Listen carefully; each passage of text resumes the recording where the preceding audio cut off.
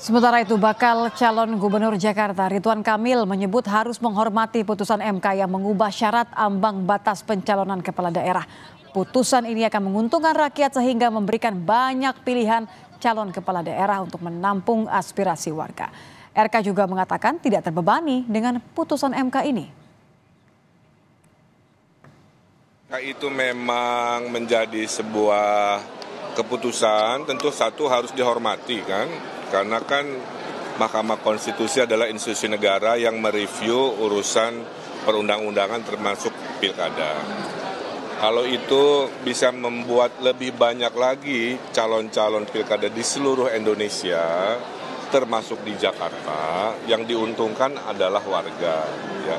Karena kan warga akan disuguhi oleh adu gagasan. Makin banyak gagasan yang solutif untuk permasalahan wilayahnya kan makin bagus. Saya tidak masalah karena dengan banyak sedikit pun selama itu sesuai aturan tentunya harus dilakoni. MK hari ini mengubah aturan terkait syarat parpol mengusung calon dalam pemilihan kepala daerah. MK menyatakan syarat ambang batas pencalonan kepala daerah 20% kursi DPRD atau 25% suara sah hasil pemilu inkonstitusional. MK kemudian memutuskan untuk syarat mengusung gubernur diatur dengan syarat ambang batas perolehan suara di pemilihan legislatif disesuaikan dengan jumlah penduduk termuat pada daftar pemilih tetap. Permohonan uji materi ini sebelumnya diajukan oleh Partai Buruh dan Partai Gelora.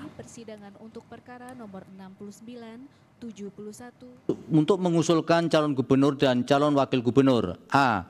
Provinsi dengan jumlah penduduk yang termuat pada daftar pemilih tetap sampai dengan 2 juta jiwa. Partai politik atau gabungan partai politik peserta pemilu harus memperoleh suara sah paling sedikit 10% di provinsi tersebut. B. Provinsi dengan jumlah penduduk yang termuat pada daftar pemilih tetap lebih dari 2 juta jiwa sampai dengan 6 juta jiwa.